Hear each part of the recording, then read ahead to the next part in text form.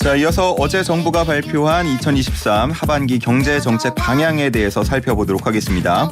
수출과 투자를 촉진해서 경제 활력을 제고하고 민생경제 안정과 경제체질 개선에 나서겠다라는 내용들이었는데 앞으로 어떤 변화가 생기는지 자세히 짚어보도록 하죠.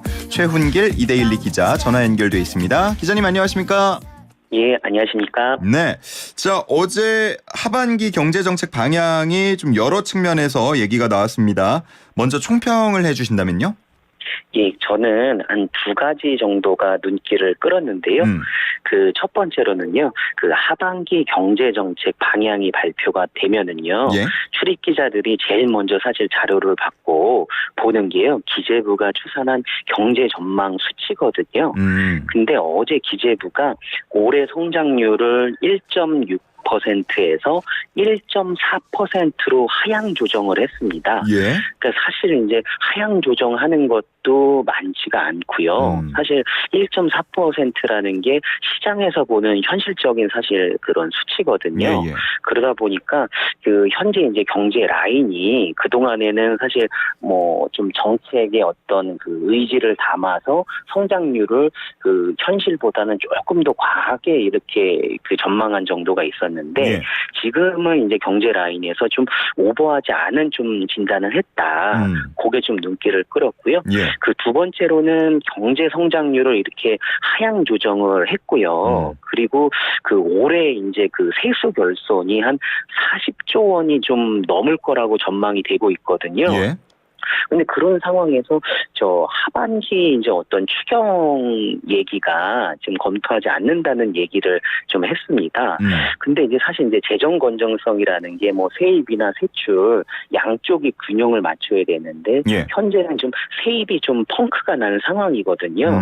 그런데 이제 그 부족한 세수를 그 예산안을 다시 짜서 뭐 세입 경정 뭐 추경이나 그런 거를 좀 검토를 하거나 아니면 좀 그 성장률이 내려가니까 그 지출을 풀어서 조금 더 성장을 좀 그 경기를 부양시키겠다.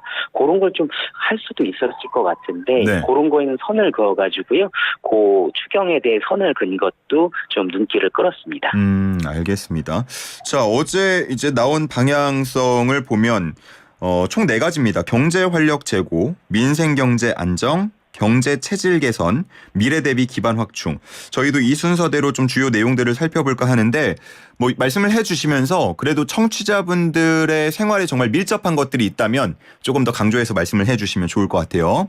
예. 예, 전 먼저 경제 활력 제고를 보면 앞서서 말씀해주신 그 성장률 전망치를 낮췄다, 1.4%로 낮췄다고 하는데 이 낮췄다는 거의 의미를 앞서서 좀 설명을 해주셨지만. 그의 영향이라고 할까요? 이 전망치를 하향 조정한 거에 대한 영향은 어떻게 예상을 해볼 수 있을까요? 예, 그 올해 그 전망치를 이렇게 낮추다 보니까요. 사실 여러 곳에서 마이너스 지표가 나올 수밖에 없거든요. 네네. 거시 지표가요. 예. 그럼 그러다 보면 당연히 수출도 좀 그 지표가 좋지 않을 수도 있고, 그리고 그 외에 어떤 뭐 소비나 어떤 산업 생산이나 그런 것도 좋지 않을 수도 있고 하는데요. 예. 요번에는 그러면서 이제 정부에서는 수출 촉진을 좀 한다고 해서 그런 하반기 그런 정책들이 좀 주목이 됐습니다. 수출 촉진을 위해서는 어떤 방안들이 마련됐습니까? 예, 그 수출 촉진을 위해서요. 그 184조 원의 그 무역 그 금융을 공급한다고 그렇게 했는데요. 예. 사실 이제 무역 공급이라는 얘기가 잘 안 와닿을 수도 있는데요. 그러네요. 사실 이게 무역 금융을 공급한다는 게 항상 이제 정부가 경제정책 방향을 발표를 할 때 항상 넣었던 그런 내용 중에 하나거든요. 예를 들면 뭐 수출 중소기업에 대출 지원을 해준다든가, 예. 뭐 보증료를 감면을 해준다든가, 보증 비율을 상향을 해준다든가, 아니면 대출 금리를 우대해준다든가 예. 그런 게 이제 무역금융안에 포함이 되는데요. 그럼 이번에 사실 저 하반기 경제정책 방향에 무역금융에 관련된 새로운 내용은 무역금융의 공급액을 184조 원으로 끌어올리겠다고 하는 것입니다. 이게 역대 최고치거든요. 아하. 그러다 보니까 이제 정부가 수출 정책을 지원하는데 좀 그 의지를 보이겠다. 그런 좀 그 내용이 읽혀졌습니다. 예. 뭐 예전에도 그랬던 것 같은데 지금도 우리나라 경제에는 수출이 지대한 영향을 주고 있는 거죠? 예, 그렇습니다. 알겠습니다. 184조 원의 무역 금융 설명을 해 주셨고, 뭐 해외 수주도 전방위 지원한다라는 내용도 있었던 것 같고요. 예, 그렇습니다. 예. 이런 방향으로 진행이 되면은 뭐 수출에서는 좀 더 확대되는 효과를 확실히 기대해 볼 수가 있을까요? 예, 올해 요런 식으로 하게 되면은요, 결국 이제 수출이 우리나라 이제 경제가 수출에 의존하던 경제다 보니까 예. 이런 수출 지원을 하다 보면 경제 활성의 어떤 마중물 효과 그런 게 이제 정부는 좀 기대를 하고 있습니다. 근데 하지만 이제 사실 수출이라는 거는 기업의 이제 산업 활동이 좋아져야 수출도 늘어나는 거고 그리고 그 바탕이 글로벌 경기가 또 풀려야 되는 그 조건도 있거든요. 그쵸. 그래서 이제 과거 이제 계획경제 때하고는 달리 현재 이제 정부가 발표했다고 해서 바로 이렇게 뭐 수출에 이제 반영되는 건 아니지만 그래도 이제 정부로서는 이런 지원에 좀 최대한 역대 최대의 어떤 무역 금융을 공급을 하면서 지원하겠다고 하니까요. 한번 하반기 수치나 한번 볼 필요가 있을 것 같습니다. 어떻게 보면은 좀 치고 올라갈 수 있는 그런 기반을 좀 마련해 준다라는 의미로 보면 될 것 같고요. 예, 그렇습니다. 자, 두 번째는 민생 경제 안정 부분인데 민생이 들어가니까 아마 청취자분들도 귀가 더 쫑긋해지실 것 같습니다. 어떤 정책들 나왔습니까?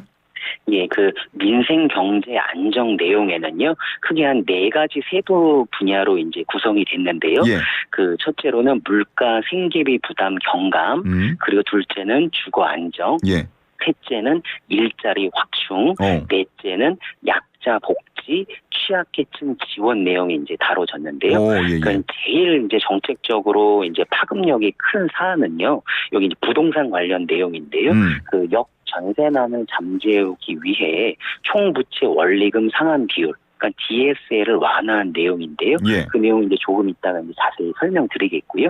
그 외에 이제 여러 민생 안정 대책들이 이제 발표가 됐는데 물가랑 이제 어떤 가계의 어떤 가계비 부담 그런 게 이제 크니까 이에 대한 뭐 대책으로 뭐 8월달에 내년도 건강보험료 인상은 최소화하겠다. 그리고 8월달에 이제 교통비 절감 방안을 이제 발표하겠다. 그리고 2학기 대학 학자금 대출 금리를 동결하겠다. 그리고 뭐 전기요금을 절약하면 현금으로 다시 이제 캐시백으로 돌려주는 에너지요금 캐시백을 확대하겠다. 11월에 이제 문체부가 발표하는 숙박요금 절감을 위해서 30만 장의 숙박 쿠폰을 이제 지급하겠다. 아니면 뭐 통신비 이제 절감에도 좀 나서겠다. 그런 내용들이 여러 내용들이 같이 민생 경제 안정에 들어가 있습니다. 예, 큰 방향성을 제시 혹은 예고한 거고 구체적인 내용들은 앞으로 발표를 더 지켜봐야 할 것 같고요. 물가 부분을 보자면요. 뭐 정부의 발표나 최근 나오는 지표들 보면 좀 안정세에 진입했다라고 판단하고 있는 것 같은데 저도 그렇고 제 주변에 봐도 여전히 물가 비싸다고 느끼는 분들이 많은 것 같거든요. 이거 차이가 나는 이유가 뭘까요? 예, 그렇습니다. 어제 이제 추경호 부총리는요, 이제 물가가 2%대로 이제 하향 안정화가 될 것이고, 물가에 대해서는 이제 점점 이제 내려간다는 그런 취지로 언급을 했는데요. 예. 사실 이제 어제 이제 통계청에서 6월 소비자 물가 동향이 발표가 됐습니다. 근데 그거 잠깐 설명을 해드리면은요, 지난달 소비자 물가 상승률이요, 전년 동월 대비 2.7%였거든요. 예. 근데 2%대 소비자 물가 상승률은요, 21개월 만입니다. 그러니까 2021년 9월에 2.4%를 찍었는데요. 그 이후로 이제 가장 이제 낮은 그런 수치였는데요. 이게 이제 최근에 어떤 국제 유가가 점점 내려가다 보니까 석유류 가격이 1년 전보다 한 25.4%가 내려가지고 이런 전체 소비자 물가에는 내려가는 효과가 있었습니다. 그런데 이게 추경호 부총리가 뭐 2% 중후반대 물가가 이제 머물 거다. 어제도 얘기했는데요. 예. 저도 사실 이제 체감 물가는 이거보다 훨씬 높다고 느끼고 있는 상황이거든요. 그러니까요. 그거에 대해서 원인은 이제 저는 보니까 한 3가지 정도 그렇게 원인이 있던데요. 예. 한 가지 말씀드리면 첫째로는 전체 소비자 물가가 2%대라고 하더라도요. 우리가 일상에서 먹는 뭐 채소나 외식 물가나 그런 거는 이보다 훨씬 높거든요. 그러니까 일례로 말씀드리면 그 지난달에 라면이 오르는 그 퍼센테이지 그 물가 상승률이요 13.4%로요.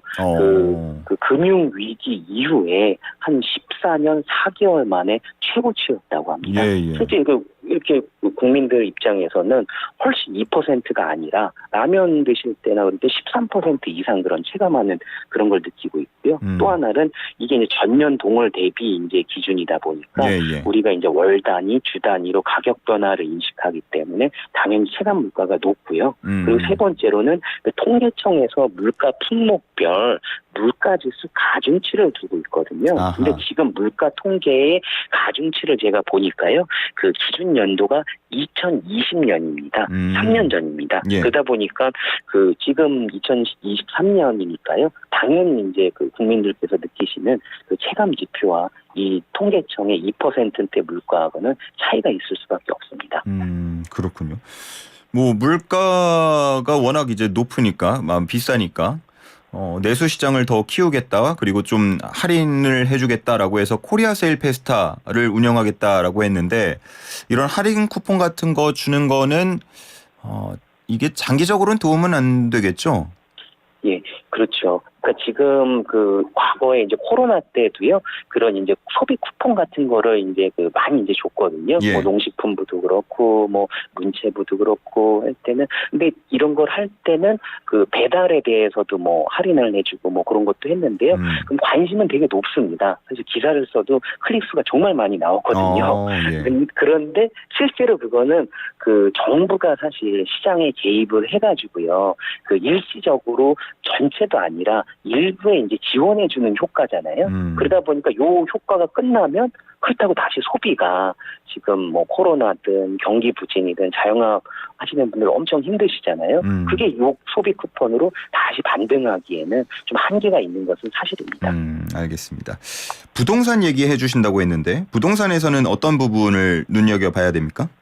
예, 그러니까 부동산 관련돼서는요, 그 대출 규제 완화랑 세금 부담 완화가 두 개의 축으로 핵심 내용인데요. 그 쉽게 이제 전체적인 방향은요, 그러니까 문재인 정부 때 조였던 이제 대출, 그거를 이제 역전세난 등 일부 분야에서 좀 이제 풀어주는 거예요. 대출 규제를. 그게 이제 한 축으로 나오고 있고요. 다른 축으로는 그동안에 이제 부동산 종부세든 그 부동산 세금을 그 과거 정부에서 많이 올렸잖아요. 근데 그 세부담을 낮추는 그 두 가지 축으로 해가지고 내용이 담겼습니다. 세부담이 낮아지나요? 예, 낮아집니다. 결과적으로 뭐 세율을 손댄 건 아니지만요. 결과적으로는 세부담이 그 낮아지는 그런 효과가 생기게 됩니다. 앞서서 그 세입이 좀 펑크가 난다 이런 말씀 해주시지 않았었던가요? 예, 그렇습니다. 그런데 올해 한 40조 원 정도 그 당초 예상했던 것보다 경기가 안 좋으니까 세금이 덜 거치게 되거든요. 근데 이 와중에 이제 세금 감세를 또 하고 지원을 하는 이런 게 나오니까요.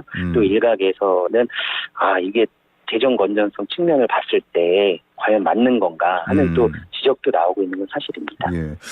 뭐 지적도 있고 민생 경제 안정이라는 측면에서 보는 분들도 있고 할 것 같습니다. 예, 그렇습니다. 자, 다음은 경제 체질 개선입니다. 뭘 어떻게 개선을 한다는 건가요?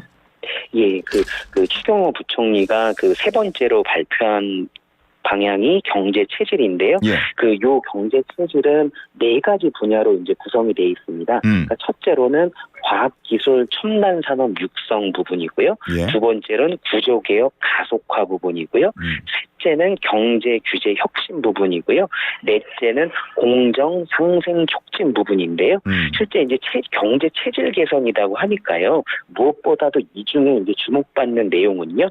그 구조개혁 그 가속화 내용 중에 뭐가 들어가 있냐면 노동, 교육, 연금 3대 구조개혁 내용이 여기 들어가 있거든요. 그러니까 이제 그 국민들이 보실 때 경제 체질 개선이라고 한다고 했을 때는 사실 이 3대 구조개혁을 이제 본격적으로 이제 추진하겠다. 그런 좀 내용으로 오히려 읽히고 있습니다. 알겠습니다. 시간 관계상 네 번째로 넘어가려고 하는데 혹시 이 경제 체질 개선 부분에서 조금 더 짚어주실 만한 내용이 있을까요?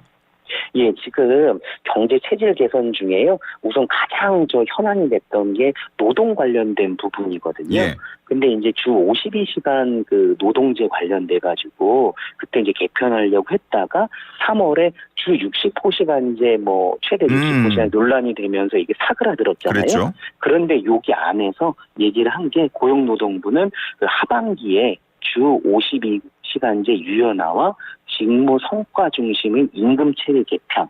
요 임금체계 개편은 기존의 호봉제를 직무급제 등으로 이제 바꾸는 거를 하반기에 속도를 내겠다. 이렇게 좀 얘기를 밝혀가지고요. 현재 여론은 악화됐고 사실 총선을 앞두고 동력은 많지는 않은데 요런 좀 다시 한번 요런 쪽에 속도를 낸다고 해가지고요. 그런 내용은 좀 주목해서 좀 볼 필요는 있을 것 같습니다. 알겠습니다.